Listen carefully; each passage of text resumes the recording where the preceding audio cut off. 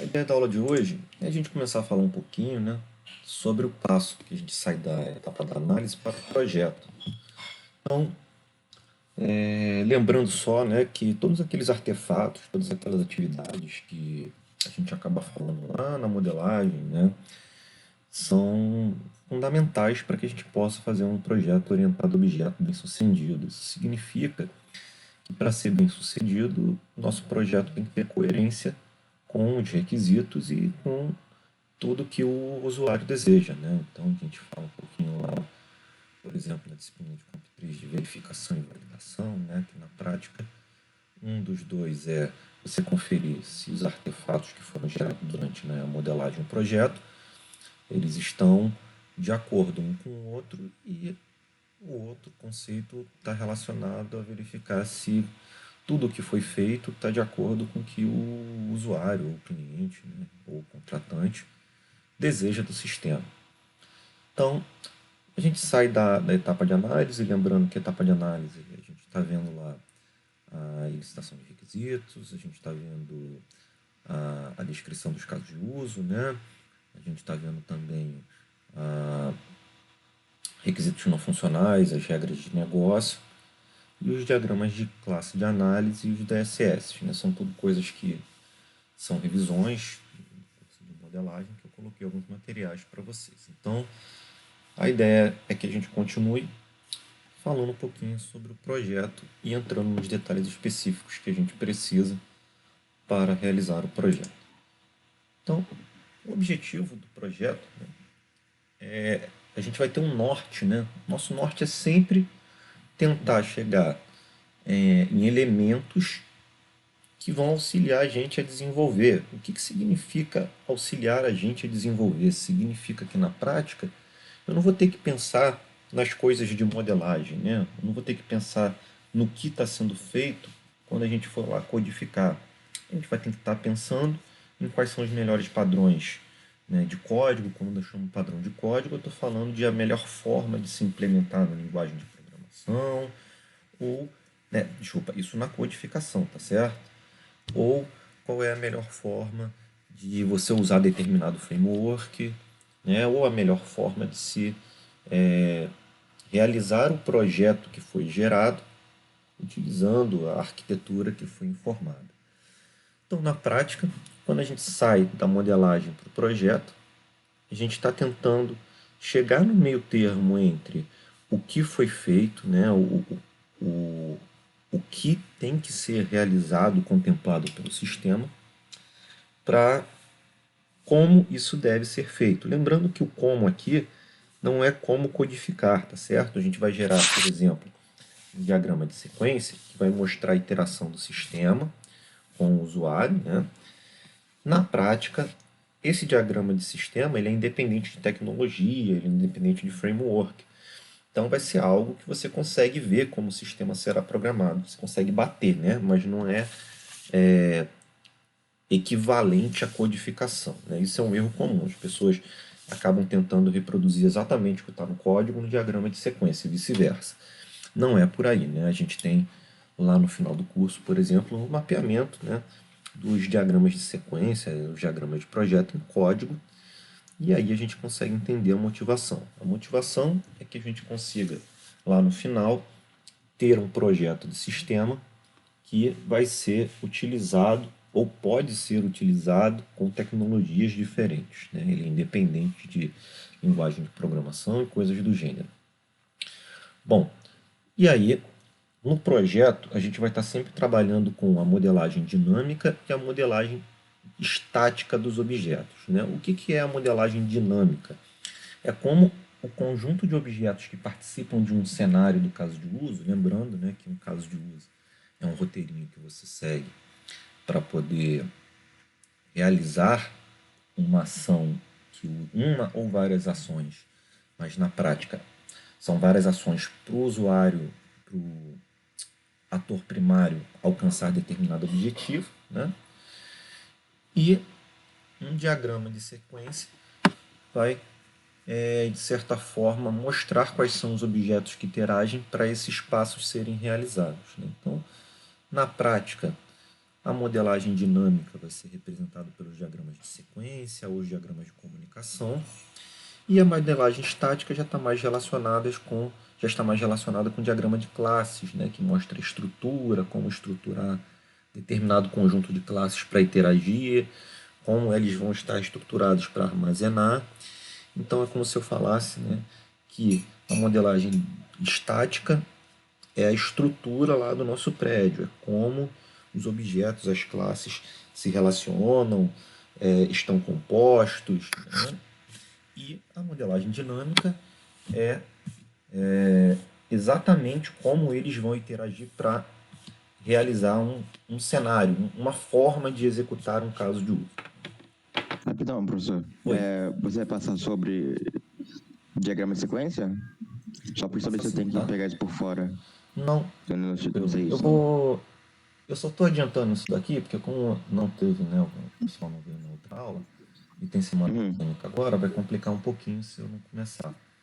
Então, Tá bom. aqui vai ser a aula de contextualização, né, para vocês entenderem aonde a gente quer chegar. Ah, tudo bem. Tá? E eu vou botar uns vídeos, peraí que eu fiz uma besteira aqui. Mesmo que sejam os vídeos de modelagem, eu coloco aqui para vocês verem lá, mas eu vou tentar fazer um resuminho, não sei se eu conseguir a tempo. Que nem, Tá bom, obrigado. né? Você viu que foi requisito, caso de uso a gente não colocou ainda, né? Orientação objeto, quero colocar um resuminho de caso de uso, diagrama de classes, diagrama de sequência. Se não der, a gente faz na aula síncrona mesmo. Eu mostro para vocês na aula síncrona. Ou então eu coloco lá para vocês no Cigar o material de modelagem que eu tenho. Como eu tô com modelagem junto, eu tô pegando isso agora com o Braida. Ah, sim. Não, sem problema. Eu vou botar o meu material também, só porque pode ter alguma coisinha diferente do que ele está fazendo, né? Até porque deve ser mais específico, né? Que você falou que é de modelagem. É porque ele tá é modelagem e projeto de sistemas, a disciplina que ele dá, né? Ele tá dando só uma passada rápida, assim, basicamente. Pois é, esse aqui é a questão, né? Pode ser que alguns detalhes não passem. Essa daqui é um pouco mais focada no projeto. Mas como eu sei que vocês não tiveram modelagem, né, eu vou separar esse material para vocês. Tá? Como é que eu vou explicar? Tá travando um pouco a voz, professor. Tá travando? Deixa eu ver se o meu Wi-Fi... Peraí, melhorou? Melhorou. É a internet aqui de casa. Como eu sei que é muito conteúdo para dar em modelagem de sistemas, algumas coisas eu tô sendo... Não dá para entrar tão específico, né? Tô tentando ser mais criterioso, né? Tá? Bom, vamos lá, só para... Bom, consegui matar sua dúvida, João? Desculpa. Tá, logo com esse material. Então, imagina, essa timeline sempre vai aparecer pra gente, né? E você vai ver alguns slides desses parecidos com o Braida, tá? Porque a gente pegou material do mesmo livro. Faz sentido, né? Duas disciplinas que falam de coisas parecidas terem o mesmo conteúdo. Faz. Essa timeline aí é para mostrar aonde a gente quer chegar. Essa parte de diagrama de sequência de sistema eu vou colocar um videozinho lá para vocês, os contratos também. Se você já não tiver visto isso com Braida, né? Mas eu vou colocar para turma.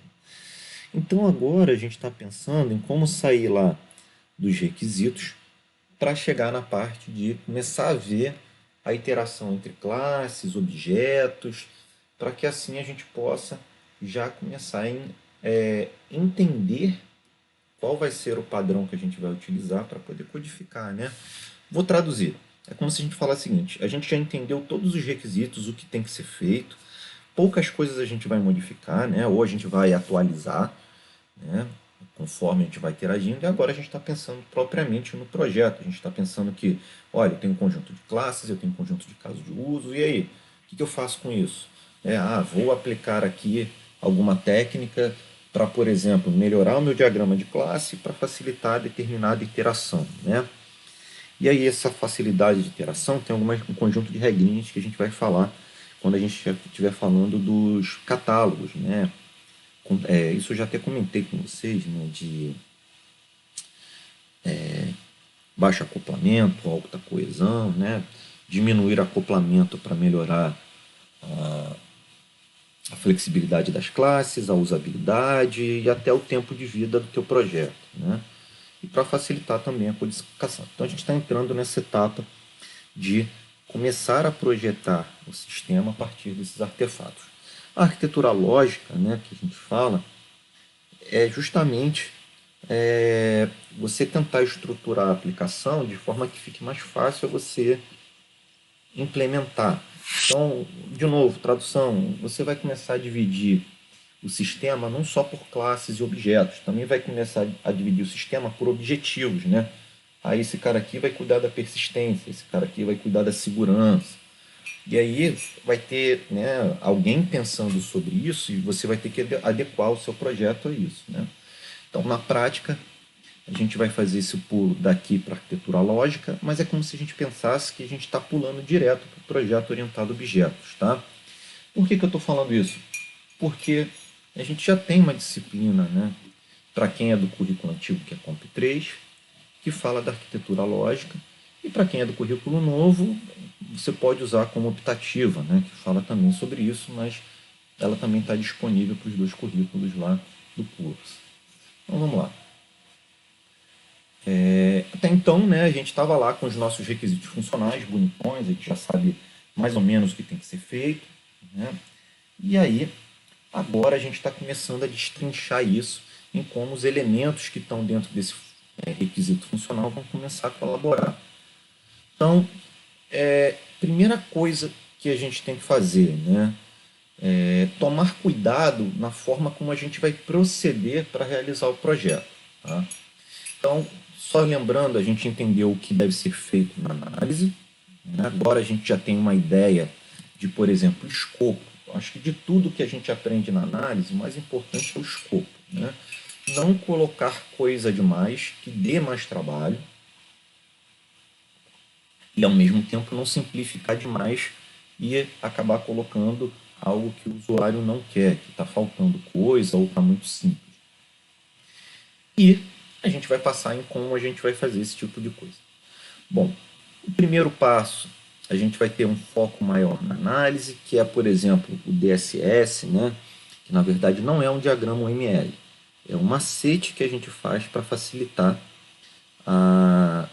o projeto, né? A gente cria um negócio chamado sistema, uma caixinha mágica, e aí depois a gente começa lá focado no sistema em falar, olha, essa classe manda uma mensagem para, por exemplo, carrinho de compras, aonde o carrinho de compras vai adicionar um novo item. E aí dentro do adicionar novo item vão ter as iterações, né? Então o carrinho de compras vai buscar o item, e aí ele vai buscar o item aonde, né? Aí, por exemplo, pode ter um estoque, uma classe estoque, ou uma classe catálogo de itens, para ver se o item está disponível antes de ver se está no estoque. Então todas essas decisões a gente está fazendo nas iterações subsequentes. E literalmente iterativa, é para a gente, é para a gente não se enrolar no projeto. O objetivo da gente é sempre ser o quê? Pragmático. Fiz isso, ok. Melhorei, ok. Então, de certa forma, você ter um norte do que está fazendo, né? Não ficar muito perdido. Né? O que geralmente acontece quando você começa a codificar do nada, né? Porque você escolhe uma coisa para fazer, aí ela depende de outra coisa para ser realizada, aí você fica perdido porque está faltando alguma coisa. Não. Primeiro realiza um passo do cenário, tem decisões a ser tomadas, né? Olha, vai ter persistência, não vai ter, quem vai apresentar a tela, quem vai receber a informação, quem vai tratar a informação, quem vai verificar, né? Por exemplo, se o produto está disponível, se tem a quantidade requisitada, se, por exemplo, outro exemplo, né? Se o médico tem horários disponíveis para agendar consulta. Então, tudo isso a gente já começa a decidir. E aí, conforme vão aparecendo outros passos, a gente vai alterando o que é necessário. Olha, agora eu tinha uma classe consulta, mas ela não é suficiente. Então, então a gente vai dividir essa classe consulta em mais classes, ok? Como a gente vai decidir? E aí essas iterações subsequentes vão fazer isso, né?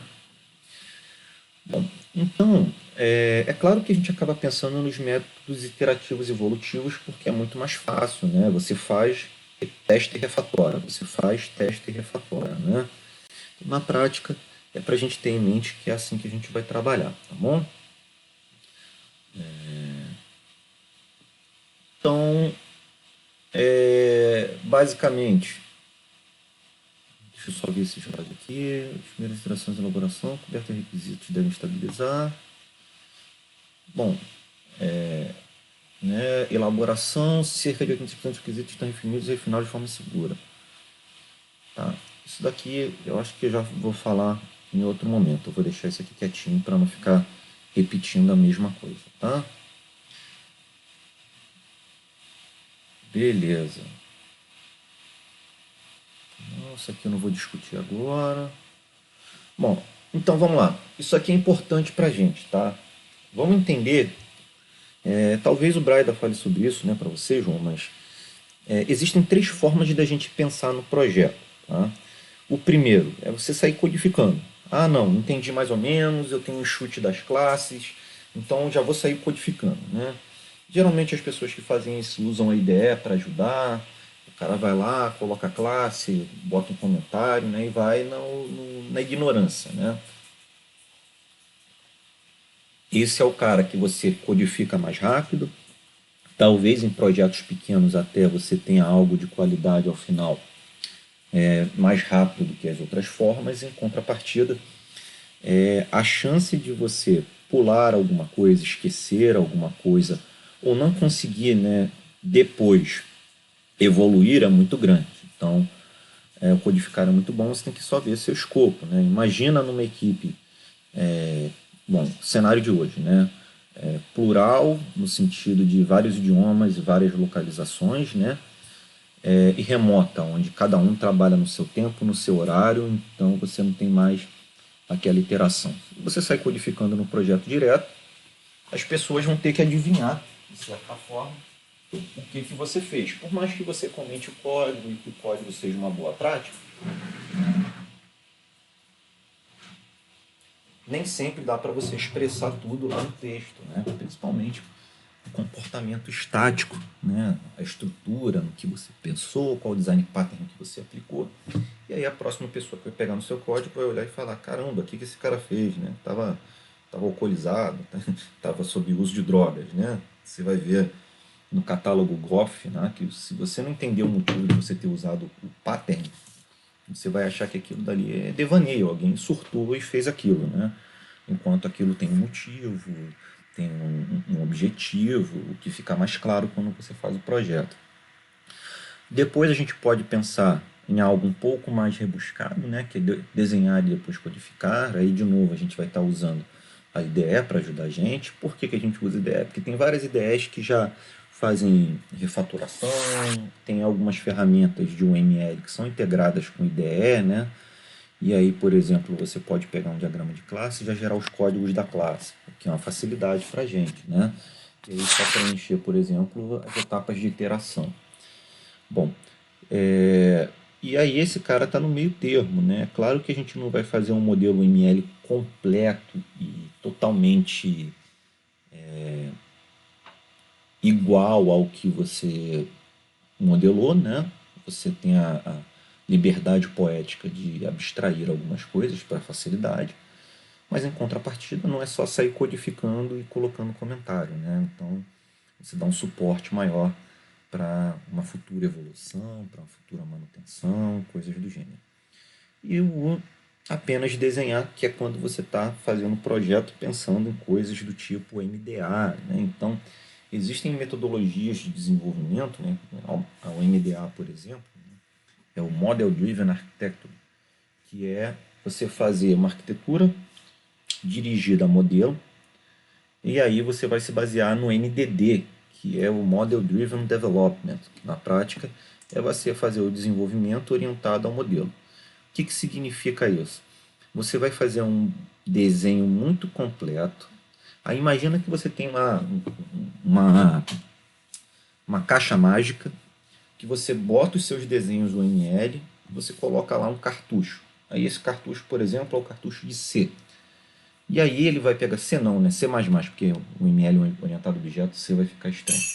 E aí, né, um MDA da vida, ele vai pegar o teu modelo ML, na prática, e vai transformar em código. Então, quando a gente fala de apenas desenhar, é literalmente não codificar, você codifica no desenho. Né? Você coloca tudo, tudo, tudo o que você quer de detalhe, de interação, e lá a arquitetura, né, dirigida ao modelo, vai gerar o código para você. Na prática, existem várias iniciativas que trabalham com MDA, né?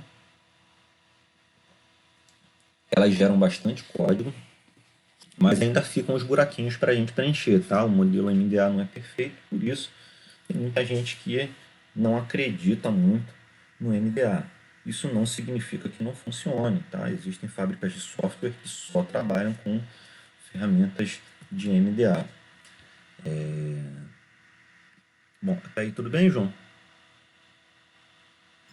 Agora tá tranquilo, fora os detalhes, tipo, como é que funciona o MDA direito, ou diagrama de sequência, essas Não, coisas. tudo bem. Isso a gente vai ver, tá? Opa, toda hora esbarra aqui.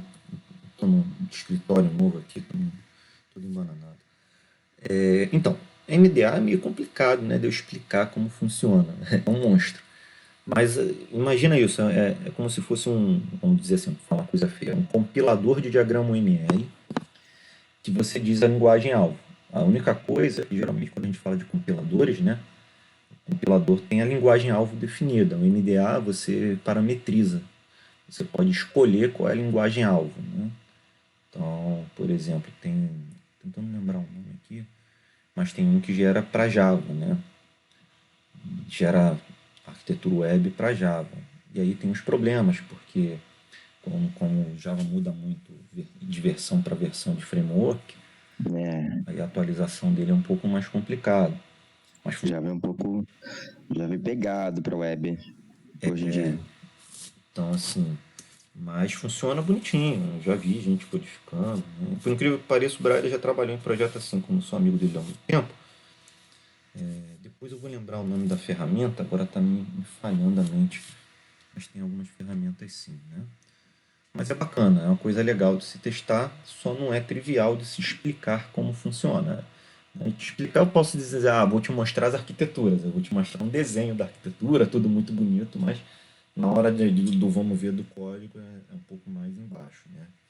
Tanto que geralmente você tem uma equipe trabalhando para gerar ah, os cartuchos de MDA, atualizar os cartuchos de MDA. Então, quando você tem uma empresa que trabalha com MDA, você tem que ter uma equipe voltada para gerar e atualizar os seus cartuchos. Né? Tem uma comunidade open source que trabalha com isso, né? Então, mas é meio complicado, porque quando você está gerando produto, né, você acaba querendo gerar elementos mais específicos, né, para poder reaproveitar. Então você acaba tendo que ter o custo de ter uma equipe fixa para fazer isso. Pode ser bom e pode ser ruim, né? Se você tem muitos clientes que têm muitos produtos parecidos, pode ser que isso seja uma boa, né? Você gera um cartucho que vai ser reaproveitado, então, né, gera uma certa qualidade. Mas existem muitas complicações. É só interessante para vocês entenderem tudo que pode ser feito a partir da UML, né? Ou melhor, para não falar de UML, eu gosto de falar do projeto, porque o pessoal acha que é só o UML. O projeto não é só isso. É a gente pensar no projeto, né? Que é o difícil. Bom, só passando rapidamente, né? O mais importante, né, do desenhar depois codificar é que o tempo, o investimento de recurso em cima dessa estratégia, ele seja avaliado de acordo com o que vale a pena. Então, a gente vai olhar muito para o desenhar depois codificar. Por quê? Porque não vale a pena você, por exemplo, tem que olhar como faz essa coisa, né? Por exemplo, no MDA. Como é que eu faço essa iteração usando apenas o ML? Cara, pode ser complicadíssimo fazer isso. Então, quando você fala desenhar depois codificar, você está falando assim, não, isso daqui é complicado. Eu boto lá a estrutura da iteração e o algoritmo, por exemplo, está explicado no caso de uso. Já fiz lá o meu projeto. Então, toda hora eu estou esbarrando aqui. Desculpa, João. Cadê você? Tô descendo. Fiquei perdido aqui. Isso aqui já foi. Só um instante. Foi aqui, né? Então, apesar de eu sempre fortalecer como usar o ML para fazer o projeto nesse curso, a gente tem a liberdade poética de falar, olha, tem certas coisas que não valem a pena fazer, né? Por exemplo, estados, né? O produto mudou de estado. Se o estado for muito complicado, se a mudança de um estado para o outro for muito complicado, vale a pena a gente fazer lá um diagrama de estados, né? Vou botar depois também material sobre isso, que ele vai mostrar quais são os estados possíveis. E aí o cara vai olhar esse material. Eu não vou precisar colocar exatamente isso, né, no diagrama de sequência, o que é muito complicado. Então, é só para que a gente lá, né, vocês como alunos, tenham essa percepção de que a gente está tentando extrair o melhor da UML que seja prático, né, e pragmático. Então, tem certas coisas que, como a gente está fazendo o projeto desenhar depois codificar, vale a pena trabalhar. Então, vamos lá. A gente olha um pouquinho para a modelagem ágil, porque hoje é o tipo de... Desculpa, de novo. Eu vou desligar meu touch aqui. Porque é o tipo de metodologia que está na moda, né? Só tomem um cuidado, porque é aquilo que eu falei, dependendo da importância do seu sistema, né? Eu gosto muito de falar de gerência de risco. Dependendo do risco que envolve o seu sistema, toma cuidado na hora de fazer algumas coisas na metodologia ágil, né? Porque às vezes você precisa perder um pouco mais de tempo na parte de entender o problema para depois codificar corretamente, né? Aí exemplo, eu gosto de falar muito desse exemplo. Imagina que você está fazendo um sistema de controle de voo de um avião, né? Não, a gente faz a primeira versão rápida, se tiver algum bug a gente tenta corrigir. O problema é que o sistema de voo de um avião, se tiver um bug, o avião cai, né? Dependendo do bug. Então, Ok. né? Esse é o tipo de risco. Né? Imagina, você chega assim, o sistema de voo desse avião foi feito pela empresa XPT, empresa baseada em XP, né? Aí tu, caraca, será que o cara testou? Qual é a versão do código, né? Então, tô brincando. Aí o cara caiu. O avião caiu logo em seguida. Aí eles ainda botam assim, esse sistema foi só um instantinho. Esse sistema foi o sistema feito mais rápido pela empresa, né? Aí tu se assusta, né? Aí, por quê? Porque você vai precisar de várias iterações, né? Para poder ter um produto melhor, né? É claro, eu estou brincando, né? Não é assim que a metodologia ágil funciona, né? A metodologia ágil vai funcionar assim, olha, a gente entregou uma funcionalidade, tipo, o avião está voando. Se for para fazer curva, tem que esperar a próxima entrega, que a gente ainda não... Mas, de novo, eu não estou criticando, funciona direitinho. Eu só estou dizendo, né?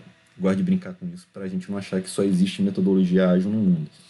Né? Existe gerência de risco, gerência de qualidade. Às vezes o próprio usuário, né? O próprio cliente está interessado em esperar um pouquinho mais para ter algo mais funcional.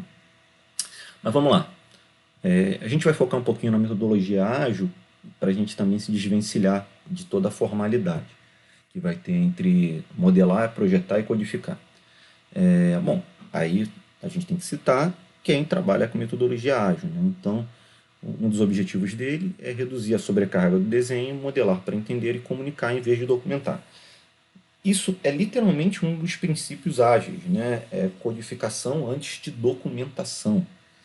Eu só não gosto de falar que o ML é documentação, né? Acho que isso pegou um ranço da galera, porque o ML não é documentar. O ML, no caso de quem está fazendo o projeto, né, fazendo direito, é você fazer o projeto sem codificar.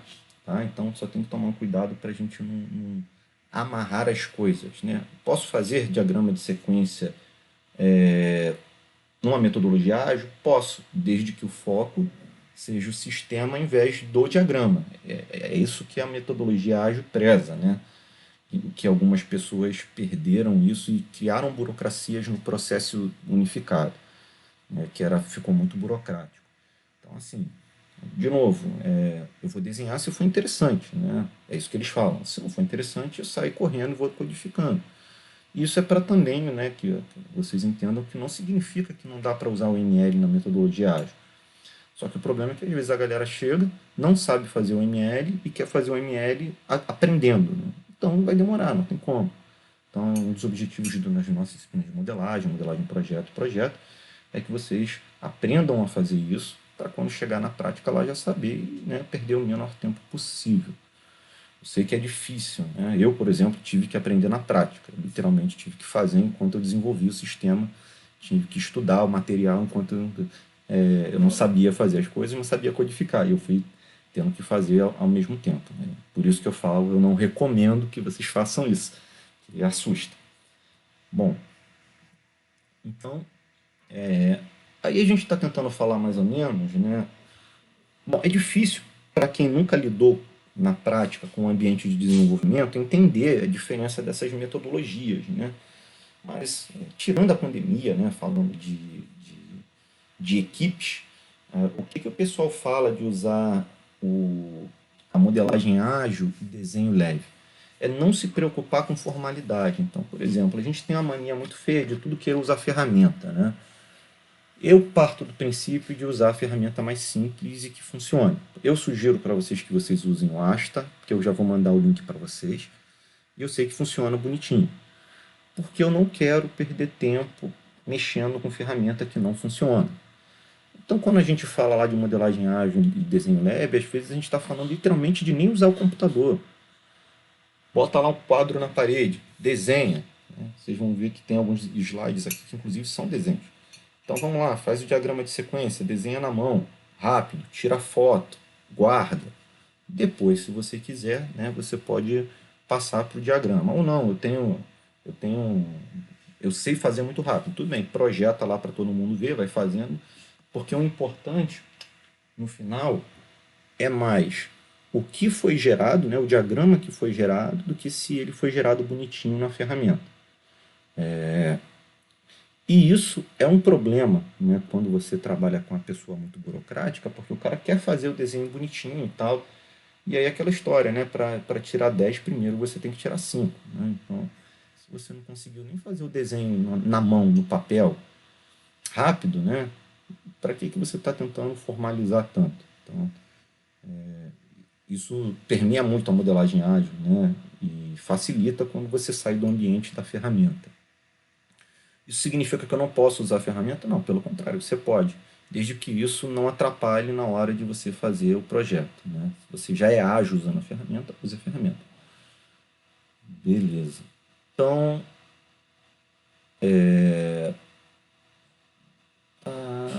eu vou tentar fugir um pouquinho da modelagem ágil, porque a gente está tentando falar, né, do projeto. Né?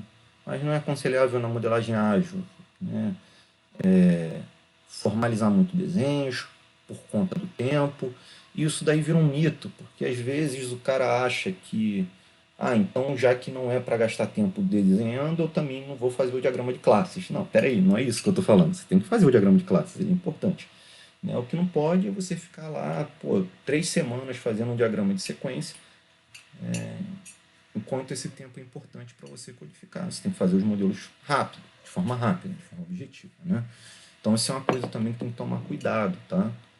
Tem muita gente que acaba com esse viés, né, de, não, eu não vou desenhar porque eu perco tempo, eu quero investir codificando. Não, mas peraí, não é assim, né? Você tem que tomar cuidado para você chegar e usar o meio termo das duas ferramentas, tá?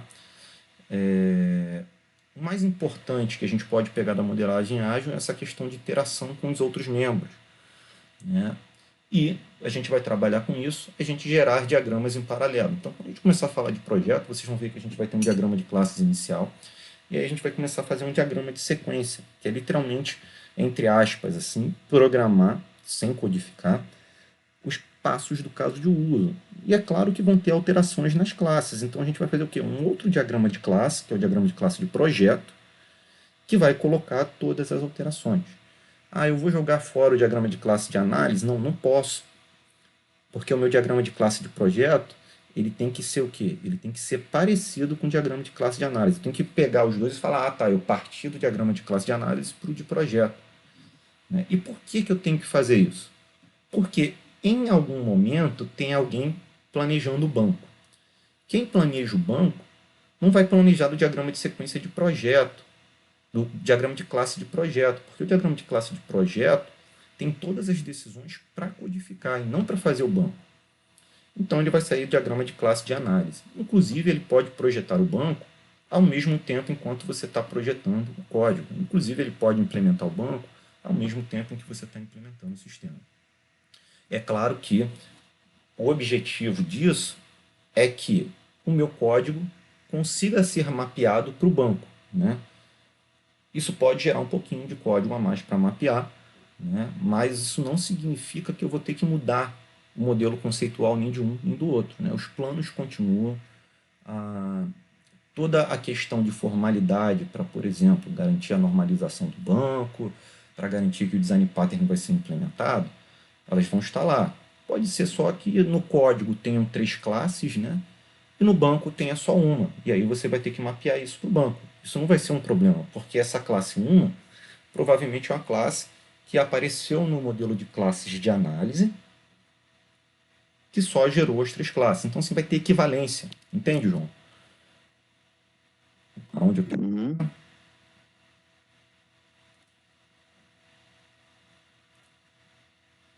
João? Uhum. Entendi. Eu não sei. Eu perguntei só para ver se você não tinha caído, né? Que hoje, infelizmente, é algo Não, tô vivo. Tô vivo que nos aqui. abandonou. Então, isso é muito legal. A gente começa a ver que coisas podem ser feitas ao mesmo tempo, tá? E, em contrapartida, elas têm que ter coerência. Né? Então, a gente está trabalhando ainda assim com qualquer tipo de metodologia. Isso não é influenciado pela metodologia. A gente pega as coisas boas das metodologias. Né? Então, é claro, a gente vai trabalhar com a ferramenta Case, né, que é orientada ao caso, né, e a gente está interessado no projeto em fazer o diagrama de classe, diagrama de sequência, diagrama de estado, e por último lá o diagrama de pacote, que na prática é só para a gente organizar o nosso código para as pessoas saberem o que está onde, né, e depois a gente possa codificar. Né. Não ficar, por exemplo, aquela loucura dos pacotes do Java, né? Java, útil, classes, não sei o que, não sei o que, não sei o que, não sei o que.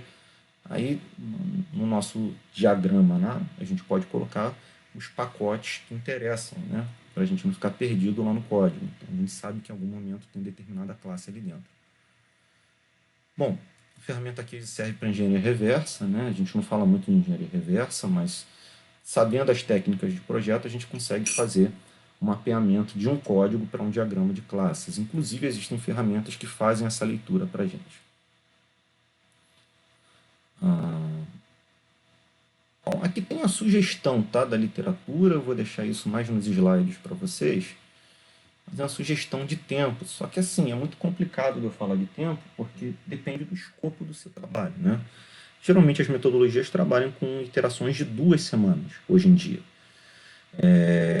Mas quando o projeto é um pouco mais complicado, pode ser que a gente trabalhe com uma iteração de 3 semanas para elaborar, né? Quando a gente fala elaborar, é literalmente tentar entender os requisitos, bater com, né, os seus usuários, stakeholders, e fazer os modelos iniciais de análise. Né? Para, em sequência, a gente começar a formalizar, fazer o diagrama de classe de análise, diagrama de sequência, aí sim a gente vai conseguir fazer o projeto. Espera aí só um instantinho.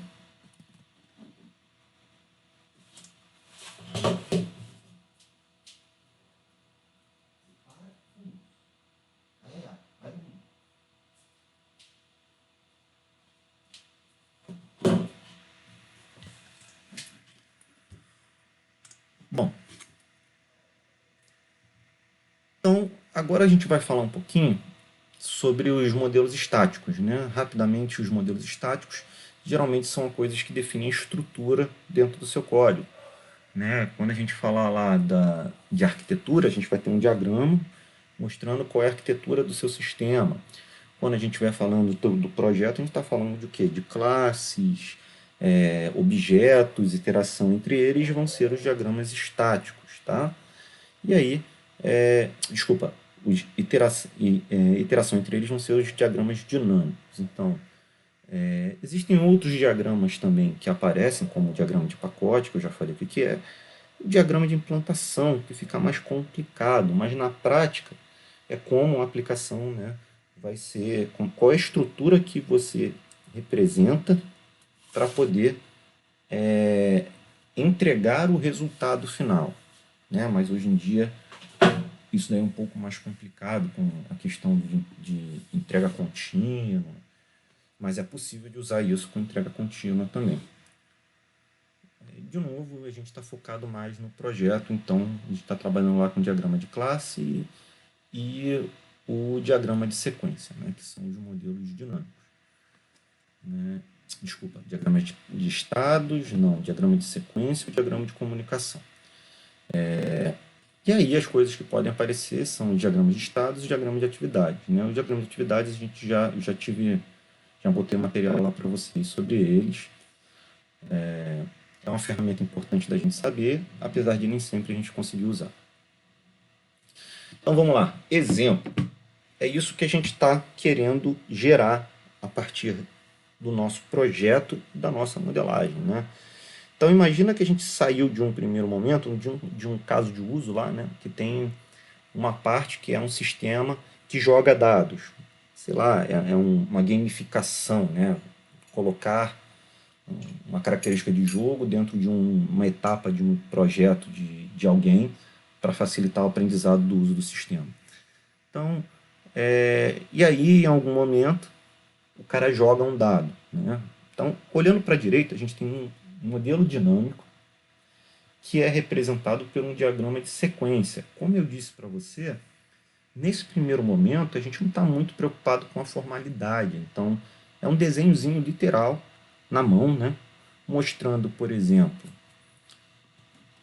a primeira setinha preta, né, tem um jogar em cima. Então, alguém jogou, é do ator, né, ou de alguém que representa o ator, para a classe jogo de dados. Ah, importa quem foi que está à esquerda? Nesse momento não, eu só estou olhando o jogo de dados. O importante é que alguém vai jogar na classe jogo de dados. Traduzindo, alguém vai invocar o método jogar da classe jogo de dados. Para jogar, o jogo de dados conhece um dado, tá? E ele rola o dado. Então observa que isso daqui é um esboço mesmo. A partir desse modelo dinâmico aqui, que já é de projeto, né, eu vou alterar meu diagrama de classe. Agora, por exemplo, eu vou ter um método jogar, vou ter um método rolar. Eu escolhi ter o valor da face no dado, para eu poder saber depois qual é o valor que foi gerado. Eu poderia, por exemplo, rolar e retornar o valor da face. Mas se eu não guardar dentro dessa variável, eu não consigo resgatar depois, né? Então, encapsulei o valor da última face que o dado foi rolado. Então, dá para ver que essas classes já existiam, mas que esses métodos apareceram durante o projeto. Foi até aí?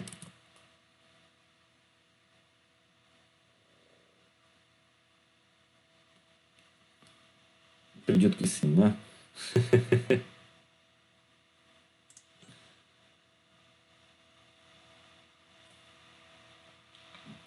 Então, o mais importante que a gente foca muito no projeto é, assim como a gente tem que empregar muito tempo para extrair os requisitos e escrever os casos de uso, a gente vai empregar muito tempo fazendo os diagramas de iteração. O que não é uma prática do pessoal que não entende como usar o ML. O pessoal foca mais no diagrama de classe. Porque quando você gera o diagrama de classe inicial, ao fazer o diagrama de iteração, você já está melhorando o diagrama de classe. Então, por exemplo, vão surgir outras classes. Vão surgir classes utilitárias que não aparecem na modelagem. O que são classes utilitárias? Classes que você gera para facilitar o projeto. Né? Eu gosto muito de dar... antigamente, né, agora o pessoal já incorporou dentro da linguagem de programação. Mas, por exemplo, moeda, né? A classe moeda é uma classe utilitária que você inventa para representar algo, né? Algum valor, né? Data, hora. Então, hoje, por exemplo, dentro das linguagens de programação, você já tem lá, né? Time zone, data, hora, mas você, na prática, usa classes utilitárias que representam esses conceitos para o seu projeto, né? Mas a gente poderia criar outras classes utilitárias dependendo do escopo específico. Outro exemplo de classes, né, que hoje em dia todos os frameworks já têm, mas que são classes utilitárias, os iteradores, né? Iterador é aquele cara que você cria para literalmente visitar os elementos que estão dentro de uma estrutura de dados. Então, independente da estrutura de dados, você vai pegar o iterador e ele vai passando para o próximo, passando para o próximo, passando para o próximo, de acordo com o propósito dele, né? Então, você pode criar o iterador que você quiser, né? Então, você pode, por exemplo, ter lá teu carrinho de compra, que é uma classe sua, inventar o seu iterador carrinho de compra, onde, por exemplo, pode ser um iterador que mostra os produtos de acordo com o preço ou de acordo com a quantidade de itens que você quer comprar, ou um iterador que mostra o tempo que vai demorar para chegar, tá? Então, observa, quando a gente fala em pegar um tempo significativo fazendo diagrama de iteração, é para que a gente possa gerar essas coisas, gerar classes utilitárias, gerar atributos novos que não vão aparecer durante a análise, e aí aplicar também os padrões, né, que a gente vai falar no curso. Então, a gente tomar decisões mais conscientes a partir dos padrões, e quando você aplica um padrão, naturalmente surgem outras classes que não surgiriam se você não aplicasse o padrão. Beleza. Então, o mais importante que a gente tem que ter em mente quando a gente está fazendo o projeto é a gente saber o princípio de atribuição de responsabilidade. Isso eu vou trabalhar com vocês bastante. É a responsabilidade de fazer e a responsabilidade de conhecer, né? Então, quando a gente fala disso, é um norte que a gente segue para estruturar as nossas classes e as decisões lá de projeto. Então, é como se eu falasse assim, quem conhece o nome do aluno? A classe aluno, a classe turma ou a classe nota? Olha, faz sentido que quem conhece o nome do aluno seja a classe aluno. E quem conhece, por exemplo, a média do aluno? Né? O aluno? Não, o aluno conhece quem calcula a nota do aluno, a média, né? Ou o aluno sabe calcular a sua média. Agora, isso não é um atributo, então o quê? É uma responsabilidade de fazer, né? Então, quando a gente fala de saber e de fazer, saber geralmente é conhecer aonde está determinada informação ou conhecer quem sabe fazer aquela informação. E de fazer é literalmente um comportamento de um objeto, que também pode delegar para outro objeto, né? Pode ser que o cara saiba fazer uma parte e delegue outra parte para outro objeto. Exemplo, a gente pode pegar uma classe, vamos fazer a preparação de uma pizza. E aí, quando você prepara uma pizza, você pode ter lá o pizzaiolo, que a gente vai falar que ele tem a responsabilidade de fazer pizza, né? Só que para fazer a pizza, ele tem que ter a massa, ele tem que ter o molho, e aí pode ser que ele delegue o ato de fazer a massa para o seu assistente. Então, fazer massa é algo dentro da responsabilidade de fazer pizza que o pizzaiolo tem e ele conhece quem sabe fazer a massa. E aí ele está delegando essa informação e assim vai fazendo a estrutura que a gente quer para o projeto. E aí, a segunda coisa que a gente precisa saber são os padrões de projeto. A gente vai definir os catálogos, né? Mas quando a gente fala de padrões, a gente não está falando só daquela decoreba lá de 23 padrões. A gente está falando que existe um padrão que é o catálogo GRASP, que ele ajuda a gente a tomar decisões de projeto. E aí esse padrão GRASP é que eu costumo falar que faz com que você aprenda literalmente a fazer orientação objeto, porque ele te ajuda a decidir aonde você coloca um atributo, aonde você coloca um método, qual é a melhor escolha se você não se você tiver mais de uma opção, é o que mais acontece. E aí auxilia a gente como ferramenta na hora da tomada de decisão.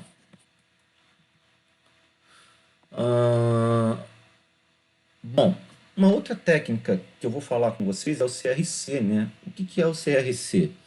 Na prática, é uma técnica que ajuda a gente a entender de quem é a responsabilidade de fazer ou a responsabilidade de conhecer. É como se eu falasse assim, eu vou criar para cada classe que eu já conheço um cartãozinho. E aí eu vou ter uma lista de coisas, tá? Lista atributo nome, atributo idade, atributo peso, atributo nota, atributo, deixa eu pensar aqui, data de nascimento. E aí tem lá as classes aluno, professor, funcionário, usuário, escola. E aí a gente vai fazer sessões onde a gente discute de quem é a responsabilidade daquele atributo. Atributo nota é do aluno ou do professor? Ah, não, é do professor. Ah, não, é do aluno. E aí a ideia é a gente fazer sessões iterativas para decidir isso em grupo. Tá? Então, geralmente a gente cria os cartõezinhos, né? Um papelzinho, né? Bota o nome da classe e dá para uma pessoa. Então, a partir de agora, você é a pessoa responsável pela classe. E, além disso, você vai ter que defender por que usar ou não usar a classe. Né? Ou, desculpa, por que colocar ou não colocar a responsabilidade naquela classe. E a outra coluna ali são os objetos ou classes que ele colabora. Né? Então, aluno colabora com turma, professor colabora com turma. Aí a gente vai colocar, se a classe for turma, colaborador 1 vai ser aluno, colaborador 2 vai ser professor. Bom, então aqui, né, esse é um pequeno exemplo, né? Deixa eu ver aqui algum exemplo legal. Vou pegar um pedacinho aqui. Esse desenho, né?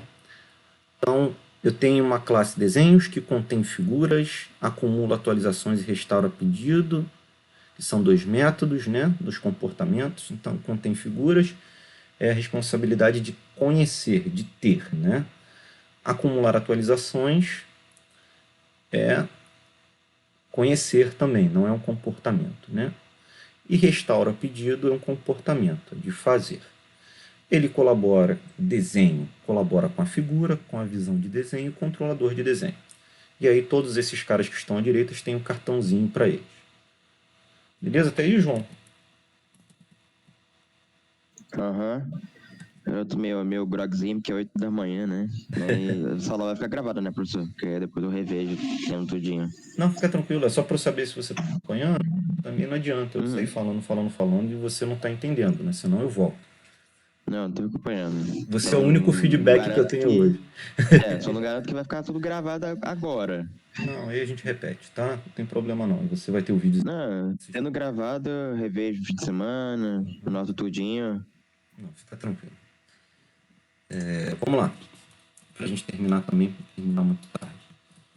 Não, acho que acabou de slide. Acabou de slide, né?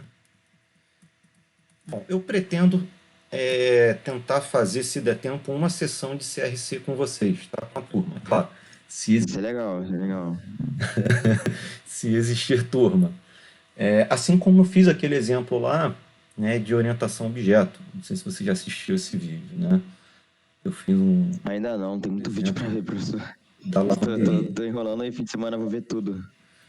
Toma cuidado só para não acumular, né? Já acumulou um pouco já, só que eu vou matar tudo fim de semana. Então é que eu tô bem enrolado com a semana acadêmica, né? Tô no CE agora. Imaginei. Deixa eu parar aqui sua aula pra gente continuar. Também. Eu vou dar editada nesse vídeo para não ficar a gente conversando, senão fica muito grande.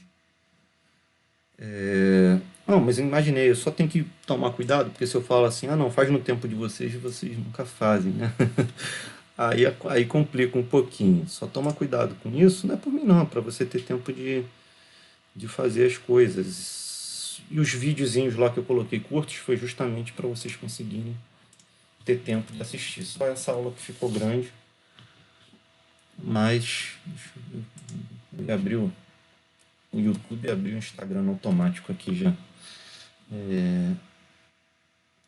Você vai ver que são vídeos pequenos, tá? Acho que o maior vídeo tem meia hora e essa aula síncrona. Bom, é isso, cara. A gente vai continuar falando, né? Você já entrou lá no canal, né? Tem um canal diferente que eu vou fechar depois os vídeos do meu perfil. Eu coloco essa aula. E assim, a ideia é que a gente comece a praticar o quanto antes, tá? Então, minha ideia é nas próximas aulas assíncronas eu já tentar dar um conteúdo e pegar uma parte para a gente fazer um exercício. Por isso que eu estou falando só para tomar cuidado, para não se enrolar. Que legal, né? Tentar fazer o exercício durante a aula, tá? Então, João, por hoje eu terminei, tá? Você dá uma descansada para a próxima turma aí. A semana acadêmica começa semana que vem?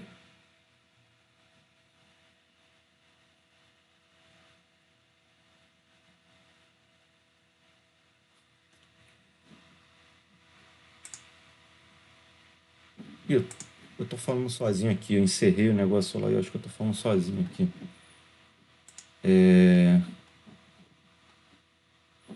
A semana acadêmica começa semana que vem?